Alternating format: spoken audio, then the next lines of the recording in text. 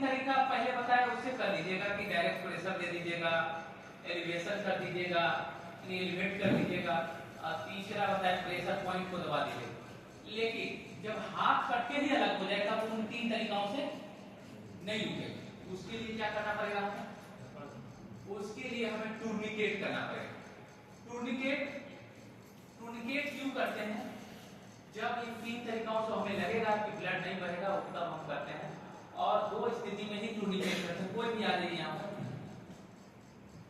कोई भी एक गलती चले जाए, बार बार उन्हें क्यों पीछे से जाइए, दूसरा कोई आ जाइए, चले जाइए, आप जाइए। ये थोड़ा एक नजदीक में है तो ज्यादातर उन्हीं को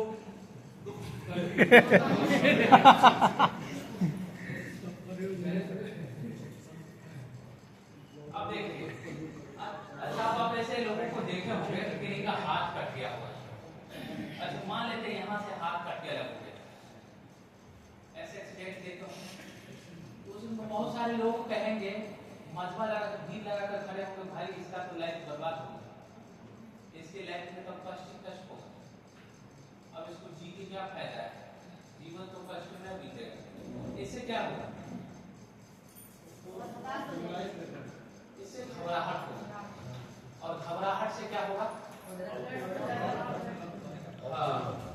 प्रेशर बढ़ेगा, मतलब हार्ट बीट तेज हो जाएगा, खून और ज्यादा बाहर आएगा,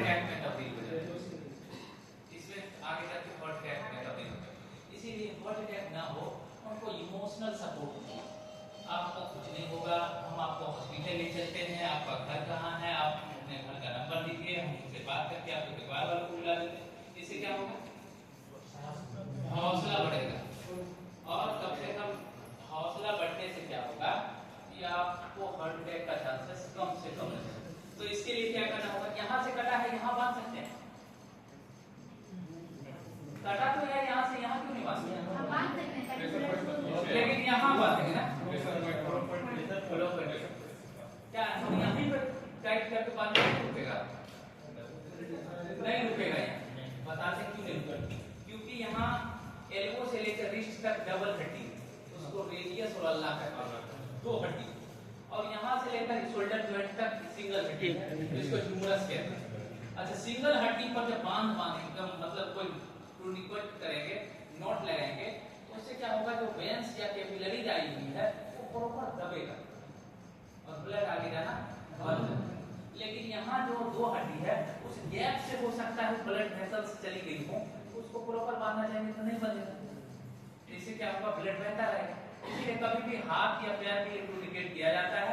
पैर कटा है तो घुटने से ऊपर, हाथ या पैर से कटा है तो ये एल्बो से ऊपर।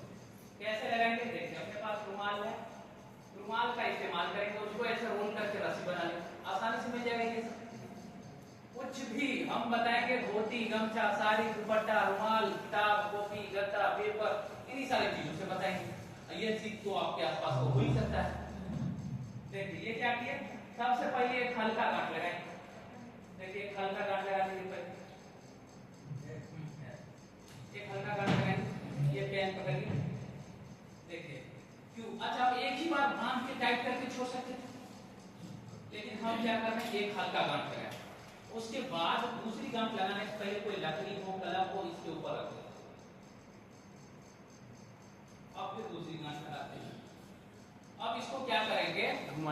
कलम को क्लॉकवाइज या एंटी क्लॉकवाइज रोटेट करेंगे। अच्छा, एक ऐसा टाइम आएगा कि टाइट हो रहा है, एक ऐसा टाइम आएगा कि इतना टाइट हो जाएगा कि ब्लड बहना बंद हो जाएगा।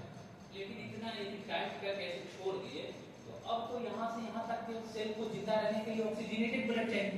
हमने तो यही ब्लॉक कर रखा, तो ये सेल जिंदा रहेगा नहीं, ये तो सेल डेड हो जाएगा। या इसके जो ब्लड है पहले से, वो तो फिल्ट्रेशन के लिए किडनी में नहीं किया, फिर लंग्स में नहीं किया, जहाँ ऑक्सीजन उससे मिलता और कार्बन डाइऑक्साइड हट जाता, फिर हार्ट के थ्रू फिर फिल्ट्रेट ऑक्सीजनेटेड ब्लड आता, वो कार्रवाई हुई नहीं। अब ये ब्लड जो पहले से होगा वो तो पॉइजन हो जाएगा। डॉक्टर साहब के पास ले जाएंगे, डॉक्टर साहब बोलेंगे कि अब यहाँ से काटना पड़ेगा, अब तब खोलेंगे, तो सब चीज खतरनाक। ये सही है? ये सही कब होगा? ये सही तब होगा जब हर 10 से 12 मिनट पर कुछ देर के लिए यूज करते हैं। हाँ, 10 से 12 सेकेंड। अच्छा इतना सेकंड के लिए यूज करेंगे कि ब्लड रिसने लगे फिर टाइट कर दीजिए। अब इसे क्या होगा, ब्लड का साइकिलिंग हो जाएगा, ब्लड चेंज हो जाएगा और उस सेल को भी ब्लड मिलता हुआ रहेगा। जो कटा हुआ अंग है उसको किसी कपड़ा को भिगो लीजिए, उसके अंदर बांध के ले जाइए, या बर्फ है तो बर्फ को किस कपड़े पे बांध लीजिए और फिर उसमें कपड़ा को उसी साइड में रख, वो अंग को उसी साइड में रख लीजिए जो कटा हुआ अंग है, और फिर डॉक्टर साहब के पास जाइए। और जहां से कट गया है इसको इन्फेक्शन से बचाने के लिए, धूल कण मक्खी मच्छर से बचाने के लिए उसको ढक दीजिए।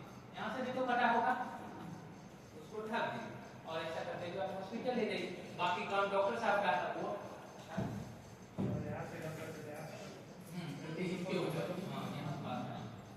यदि यहाँ से कट गया, आप बोलेंगे कि बांधने का जगह नहीं मिले, तब यहाँ क्या कर सकते बताइए? यहाँ से ही कट गया तब।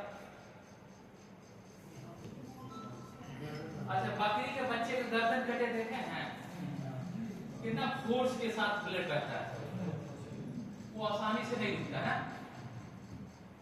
तो फिर उसको क्या करें, मान लीजिए कि यहाँ कंधे के पास से कट गया, तो यहाँ पे कैसे रोकेंगे? आपको तो 4 तरीका होता है, कैसे रोकेंगे?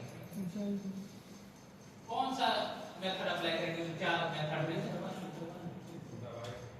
डायरेक्ट प्रेशर, इसके ऊपर कोई कपड़ा को 2-3 तक फोल्ड करके या गमछा है उसको रोल करके यहाँ पे सटा दीजिए और फिर यहाँ से ले आइए हाथ के नीचे बांध दीजिए और इसके ऊपर प्रेशर पड़ेगा, दबा के रखेगा और ऐसे करते करते आपको हॉस्पिटल तक ले चलिए। तो आप कहीं से भी ब्लड बहेगा रोक लेंगे। अच्छा मान लीजिए सीने से ब्लड बह रहा है तो